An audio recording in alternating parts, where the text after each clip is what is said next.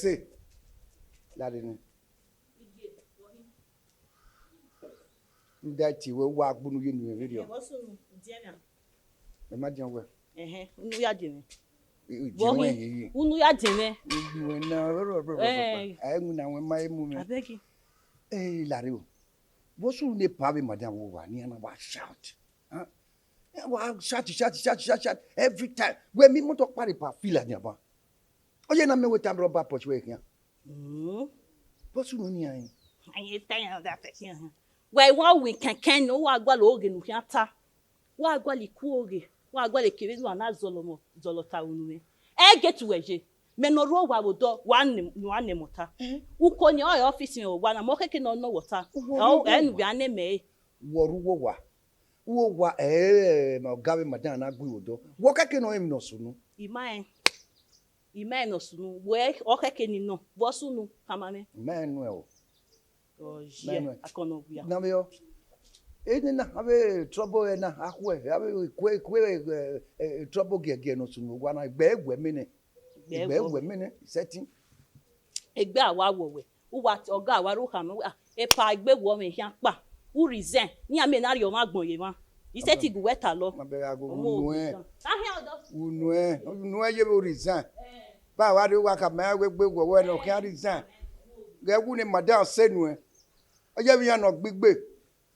Wazua. If I know guy, what you have wowa. Why you're not going for what? Where? You make a way. Then you are boy, ya. Then my dark power, ya, would do it.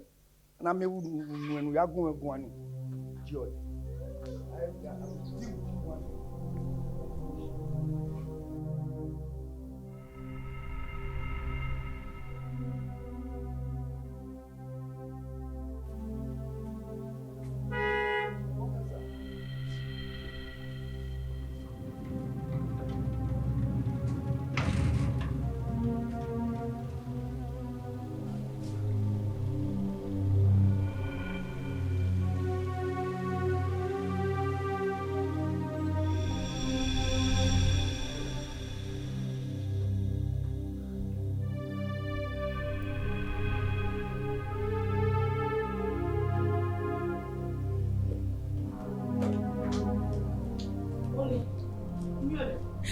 And purity is nowhere to be found.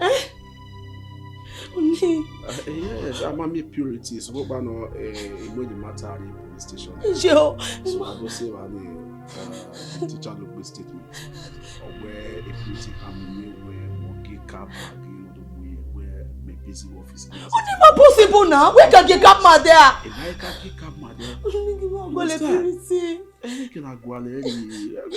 It is now left for the teacher to produce our daughter. Yes, you have provided it. Let the police do their job. Making a purity. Okay. Don't make an purity made to be multi-gualo. So, what about no making a guallery? Or you have with the matter at the police station. The teacher now or the police custody. So let them look for purity. Let them provide purity.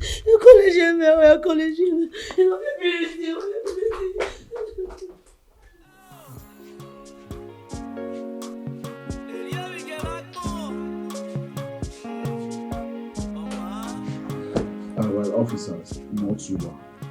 To say it you are the one where me not come where in what we are going concerning this case, they are providing what mobilizing fee, anything what you guys can count on me. And so, Pupano, Obege, a kidnapping of the custody of war, even one interrogated. I want you people to torture him.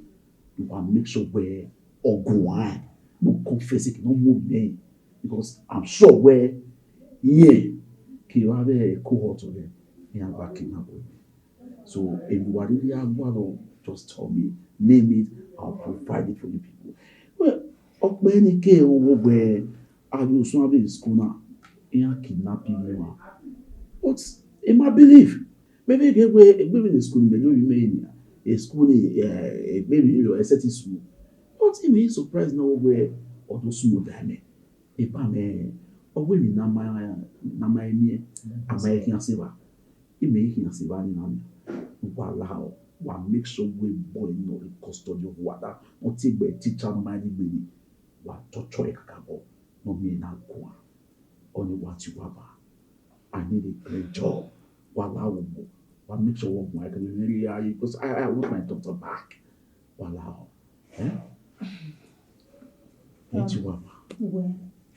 my daughter. Okay. It will well. I will do my best. I'll try best enough. Where's it? Sure. Copper, my station bar. We're going to torture the guy. I think there's something to tell us. Yes. I'm wrong. Not time we're going to torture any war. Yes. I'm wrong. So I want to assure you, keep calm. One new way. Always say.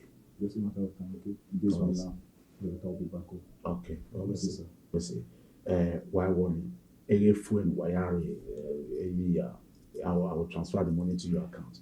That means the warrior is signing here in warrior the way. I will do that. Okay. This is what I will say. Yes, I'm at home.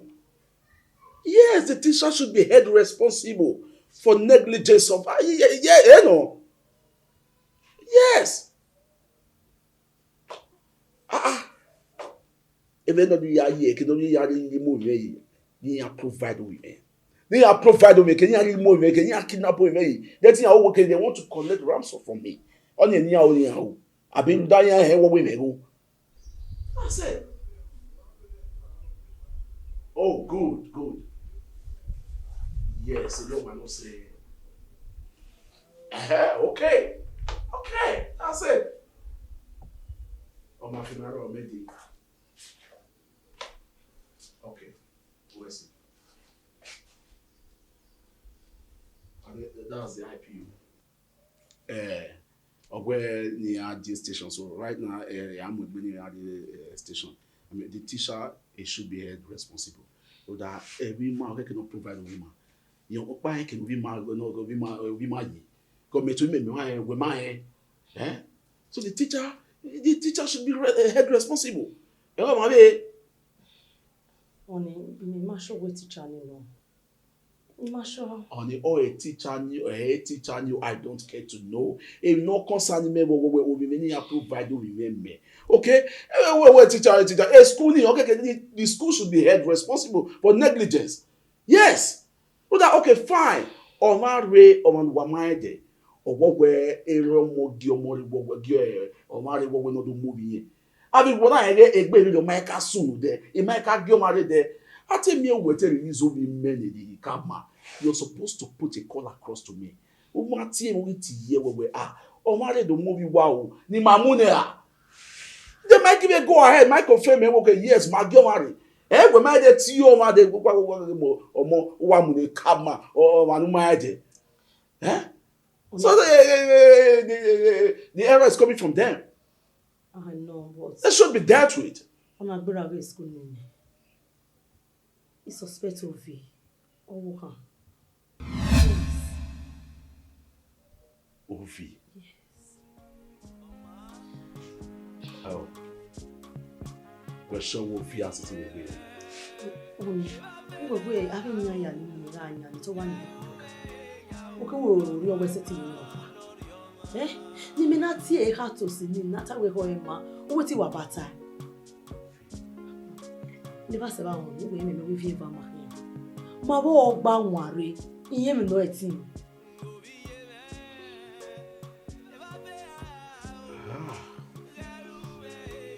Another suspect.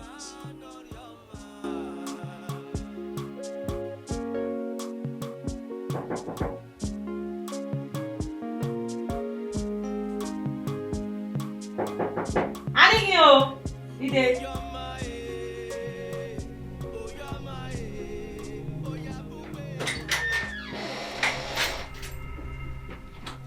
Oimebo. Where?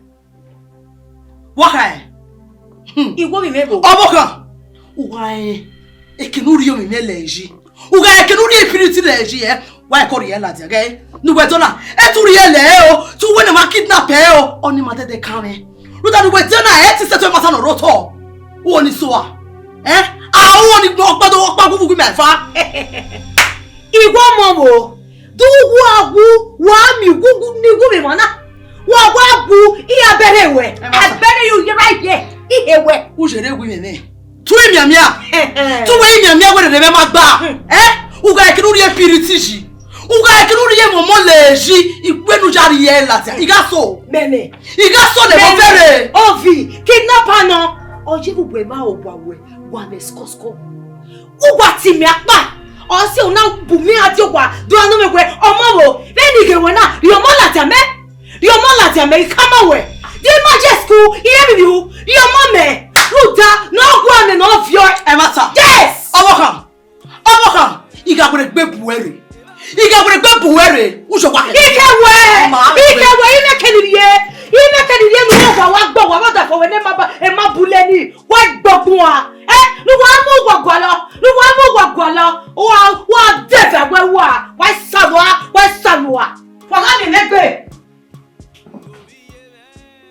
Edosa. Wa o wa me. Wa gwalo. All I can see, you're trying my patience. They're all twin. I mean, your twin sister. Or come here, when you relax. By now, you are pleased where you belong. So, Ovi, where is my daughter? Edosa. Being away your money. It is your money. So, remember, you know the game and listen to me remain. Only no way. Remember, Edosa. Well, let me tell you something. Where was it kidnap or you and he goes scot free? To me now. Yes. Ovi. When you are here, you know law. You can only you know or better still, call your kidnappers. When you are where I want to see my daughter, and I want to live here with my daughter.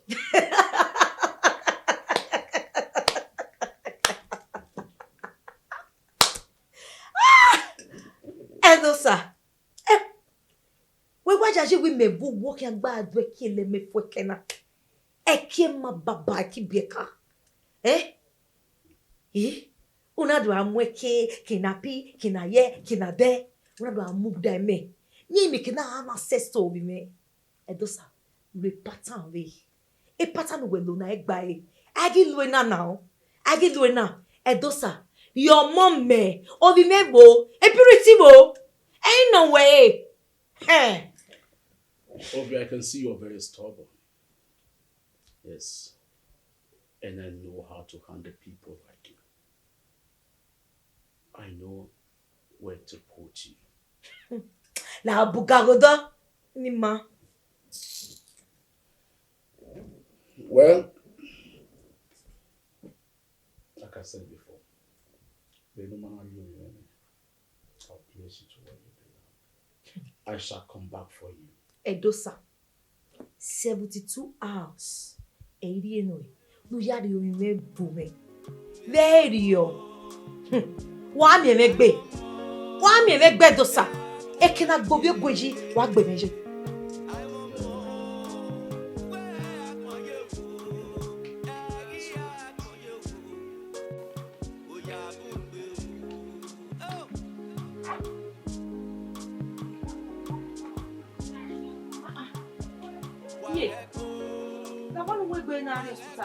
Ikwome igwa ho no do mi e wo e meni me ho na e mata no Osu no wa tamale gumegwa mo we ne mota wa go pretend do well or mo hani ya release it you ma understand me wa gegbe oko me we agbe you go straight to the point e beat around the bush near beat around the bush yes now come on me osu no awu wo kidnapper purity. E ke nuri e yari lati. Me. Eh. Ça ne pas walida. So oni wati me baje. We gbe mara we ni tule mo ade. O ma se. Oh, what has go wa we mo kidnapping purity. What sick be me oni? Bueno. Ije imale ke gbe mi ana o. Imale ke gbe mi ana. E mu oge aje be oru egbu me. Aja we gbe. La on sen. Don't na tie me by my go na tie me ba. Ika kama we we gbe ni bo da me. Wa we gbe ni bo yo ma o. Emi ni awo. La bo e ko le kono amo e. Oma. Ai mo ma mo we u mo hu. Ai mo ma mo hu. Hello, yes. Hello? Purity, is that you? Oh, Purity. Purity, please, where are you? Hello? Hello? Yes, I'm here.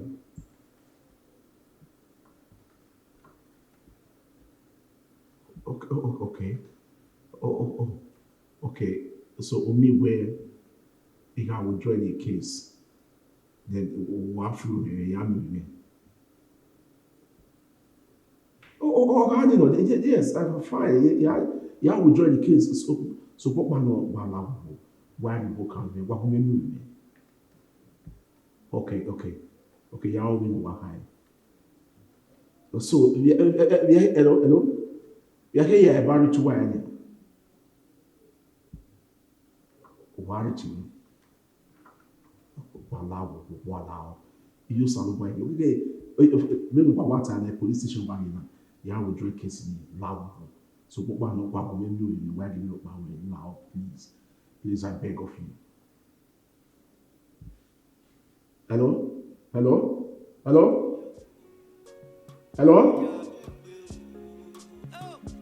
Hey. Seriously. My daughter's still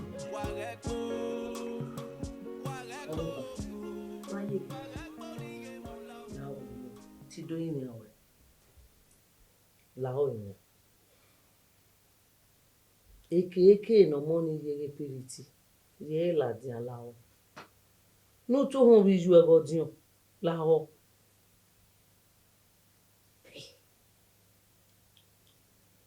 Ije. Me ma understand be mi ana. Wa ya wo ma no we mi pa na dede. Gwe until mani gwe ya wu. Ya ma be tuoge ma gboyan ni ke. Ya ma be tuoge ma gbo ni je me. Iwe ma mi purity ma ke no jeje.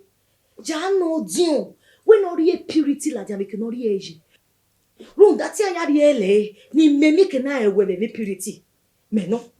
Ihe ewe otini ade mo ni la ja.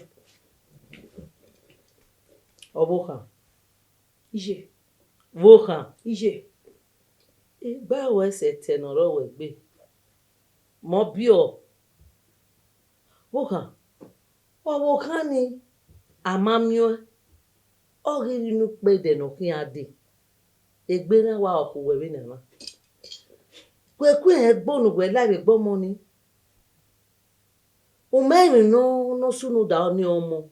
E wa na won ame. O ila we gbe. Wari bae. O ila we gbe. Ubi ore. Ogun merin ro pa. Iya! O merin ro pa. Ima se kejun get purity we. Abi e die audience kejun. Who the purity gigwe? You give ye mumu. Who da okay ni banu ane wa kengi yo emo e. Iye da ka me odi no ri purity la dian o. Ya ka me no ri purity la dian. Owoka. E ti ma ewe gbagui la owo. Iyen gigwe ne gbo la ho. Eke no mo ni didi aje la wo ya ri la dian. Ni ma mi o. Iye la wo ije ime mi wegu me mi odion. No wari omo la dian me. Wa ko me mi odion ni wari omo la dian me. Abi tu wa we ni banu ani mana banu ano. Oni ze kaju no. No wa e go dame. O dame oje. O dame. Wo ka me no la wo na. Iyen wo mo ni. Jesu! E na pe ni. Owo ka wo mo ni gwe. Wo mo ni gwe ya mo la je keke nu ri e ya ri e la je wo ka. Ido yin awe. Oko te ya re. Bẹ́ẹ̀ni gba emu jarina. Ibere ne ba wo we. Bo kan ni. Ije wa push be o. No kan mo gbe na o kan mo ezo. Owo ebi ro. Wa eru ame. Owo ebi ro. Wa eru ame. You kere ni adi. Owo ebi ro pa. Ha. Ya mo la ti. De no ko bia ko konko. De no ko bia konko. Ya mo la. De no ko bia konko. De no go mi are. Wa are purity la jame. We kwezere we owo kan ni go ti o. Ifi e fa wa pa ti ri opa wa pa ti. Nene emi no hi won o ri hi won ne o ma ri jere. O ma le to video ma le to mi ni do e. Ah. Be jere we agbon e imagine. Jere Biye ke obo kan. Won jo be. Mo pa to yin se itun ife ba me. I mean not to yin me. I mean not. Yeah. You no get it mata mare. Zemu sinima we gba hu. Ele na no wa spread here na.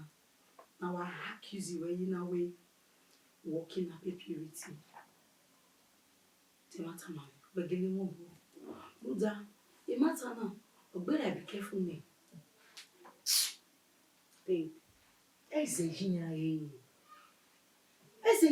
where he have feel waiting and smart. He have a pay pretty lay in about where a kidnapping. He have only a journey ya me for. He may make an eye when he get beso. When marry ya. Yeah, over damn. They too wine. Work our plan in to boy. Exactly. Who want to go work our with the kidnapping? To boy. Where did they go? Any area no say when you here. Yasi a money a benani and bejo. Okay, big a Ewinghare. A Kenya case, a Kenya lie away, and in a case. Trust me, I can Baby Lena. I trust you. Yeah. We manage to we team. Damn it. I do. Yes, I cannot. I do.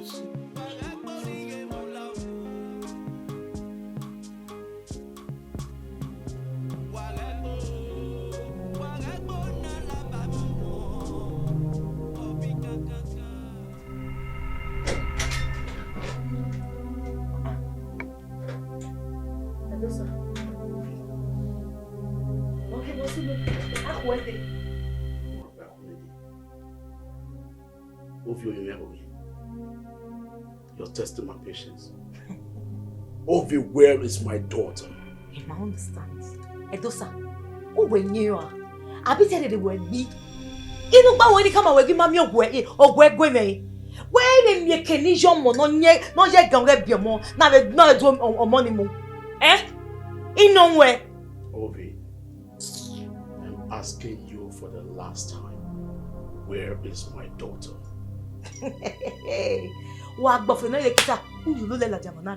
Rubbish. Oh, fine. So me we are both on there. Yes. Ovi! Gay, you will come out. Tim Webberry! Now we are seeing I'm going to kill you.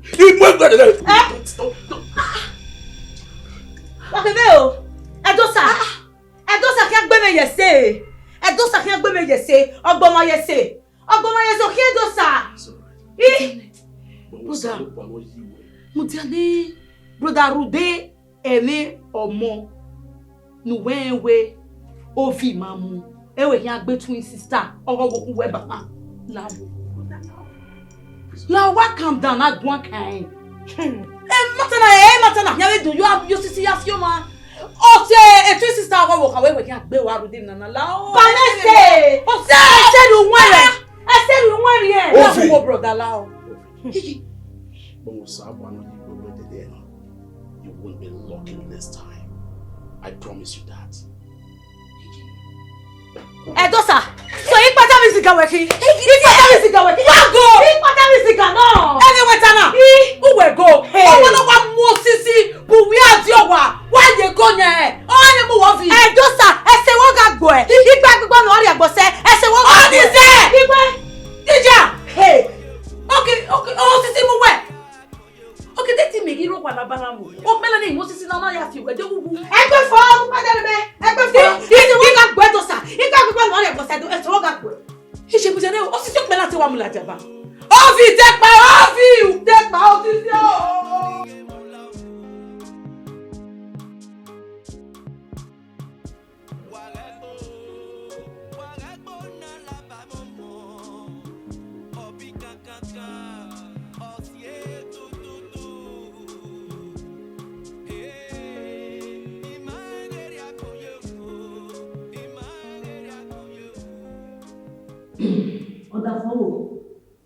So, Audio, ọ̀wọ́n máa kọ́ta fún wé òdòdó máa gbé kọ́ ẹ̀. Ọ̀nà bùnmẹ́ àdìwọ̀ náà mo sí bùnmẹ́ àdìwọ̀. Ọ̀wọ́n yẹn àdó fi mẹ́ ní ẹgbẹ́ mu wa. Àmì tó sàgbé ló wà ẹ́. Ilé ilẹ̀ gbọ́dọ̀ tó gbé mu wa ló wà ẹ́. Ẹ̀nà àgbà ẹ̀rọ wọn, òye mẹ́wòó. Òwò ẹ̀wò, òwò ẹ̀ nà-ẹ̀mẹ́ gbogbo ẹ̀wò. Gọ́ì, kidnapper wẹ̀ mẹ́ lẹ́gbọ́n náà ṣe náà. Ọmọ ní gẹ́gẹ́ bí ẹ̀. Imagine ní kidnapper ẹ̀. Ike a make custody over our money. Imagine ní kidnapper ẹ̀. Mo make am away. Iye plan wà ọ̀dà fún. Iye ọmọ ẹ̀ ti ma ó wà wẹ́wà ìbá àdúgbò náà tí kidnapping kìnàyẹ kìnàdẹ́ ìdò ẹ̀wẹ̀ igi ní ọmọ. Ògì ọ̀fun wà ní ọmọ mẹ́. Ẹ̀rọ mẹ́jẹ̀ gbàgbé. Wọ́n sí ẹ̀ lẹ́dẹ̀dẹ̀ mẹ́ máa ń gbá náà. Wọ́n sí ẹ̀. Ní ọmọ mẹ́. Ọmọ ọgbẹ́ mẹ́. Ọmọ ni mẹ́ bí ẹ́. Ọmọ nọ̀rọ̀ ọ̀dá ewu fi mi. Ok, ibi imagine ní kidnapper ẹ̀ náà ló dá mọ̀ ọgbẹ́ fún. Imagine ní kidnapper ẹ̀ ní yá àwẹ̀ ẹ̀gbọ̀n wọn ní àmọ́. Ẹ̀nà ẹgbà ẹ̀. Mọ́tà sàmúlò wà dọ́nà. Ẹ̀nà àbúrò gbà ẹgbà ẹ̀. Ní ìmáyà ní ọmọ kédèké adé. Àdéwà kidnapper yà. Ẹni ìdòyà sí wà sáwọn àwẹ̀ wà ní ọmọ mẹ́. Àwọn ẹ̀dùn ẹ̀ka wẹ̀ yà kidnapper ẹ̀. Wà ní ọmọ mẹ́. Ó di ní ọmọ mẹ́. Máa ẹ̀rú wọ̀ kidnapper ẹ̀. Ọmọ máa ẹ̀rú wọ̀ kidnapper ẹ̀. Yẹ ní táwọn àwẹ̀. Ọmọ ẹ̀rẹ́ sọ ní màgbọ́n evidence. Evidence is so àgọ́ àlọ́. Àwọn ọ̀ká sẹ́tì nẹ ọ̀rẹ́ sẹ́tì nẹ náà ayé àgọ́ àwẹ̀ nìyẹn. Ẹ̀ẹ́dẹ́gbẹ̀ ni wẹ̀ sọ jìnnà. Ẹ̀ẹ́dẹ́gbẹ̀ bá wà balẹ̀ gbé jìnnà. Ìdòbò ẹlẹ́dẹ̀ ló ní ìwọ̀n fẹ́ yá mẹ́mẹ́ wọ́n mọ̀ gbí mẹ́rẹ̀. Evidence yẹn ọ̀dà fún ẹgbẹ́ mọ̀. Yẹ àwọn ẹgbẹ́ mọ̀. Yẹ àwọn ìyá mi yẹ. Abi pata bi ziga no gie ni ya kidnap. Iya ko ne. Si ma wa go ale evidence na do ya bo we. No. Oh we. E wa ise ke to ni bo ye lo wa pa. Wa manage the evidence. Wa manage the evidence. Wa ade wa do gbimo. Do sa. Wa uru me tore nu do gbe mu wa we. Ire ma ine ke ni ye. Wa go we na le ki sa mo bi o. Oh, sisi ni mo ajo ba me ni mo ade do ya fi me. I want to woo right now. And then now, who go marry your man? Ya go to Banu. We die here. Oji, who here tell me way up till now? Am I in your mom? Mommy, your mom. My God, this is very, very strange. Kino video na dem ma ye. Ma, over here tell me we ye man na jena. Here tita. Ha, ovi wa do aye ojo we ya mu. Iwa do I hate. God. Abi ni kidnapper. Iya call. Iya ti na ya manego. Iya manego. Manego. Ojo ule ba ni ihe na we. Ovi. Omo bo we ba ni so nu na. Na me we egene ovi ya ni mumu egene do ya kidnapper. Ovi wa mo bo ote na no so na. My sister, where if ya o wa enwo magwa kana wa wari pole le matana ezegezege wa tamuda fo we no da fo we arrest e wa ga tosho e o te mata o wa te mata akan bi wo me o ije o omo bobo enu do ya we mi bi do yo bogere ya mu purity be no money mo sese la wo ora ime me take e likely God forbid le jouer. Mais so we bebe ba bo no Ọ̀rọ̀ àwẹ̀ oyin fún ọ̀pọ̀ ìpàdé ọ̀sán. Ìmí àtètò bóyá dí ìwàlá sọpá ìgbé máa pèsè kàwẹ́ ìgbé máa rà rẹ̀ ọ̀sẹ̀ ìmọ̀nà rẹ̀. Ìdò lè bá ní ìdòyà ìnà wọ̀ta ọmọ àná yóò dà kánù. Nu ya go ni nele no ri ko. Nu ya mo sisi boy ari owa. O ha ma mo ri magbepo. Una threaten a life. Abio. Wa bo wa weji. O we come on alo. A emegbe. Ha? He o de o si o enu do wa wo baba. Wa ge ni ko. O si me da bo we ade. We te ge ni ko we ka gi me ni. Gi me ari yin ni, we ke gi yen. Enye. Very well no ru an. Where no na iyo wo kan mi go deal. Ira ti gitma, ira my e go go away from the company. Can you imagine? Yes. No. E tu we we. Then we you we. E me ni we. Wo awe mi se be bonya. O bi bo wo ha. O ya ha my we. E ke no li mo iwe yi. No do me ko. E ta wo we da we na ni. E je mo bi be damn. Where is my daughter? Eva do not feel. Ewinghare woka. O my miropa concerning disappearance of that little one. O my miropa. Yes. Innocent no. Oh, really? He me gba to no wrong. La redosa. Emi no show that a purity. No can we go do. Owo ko.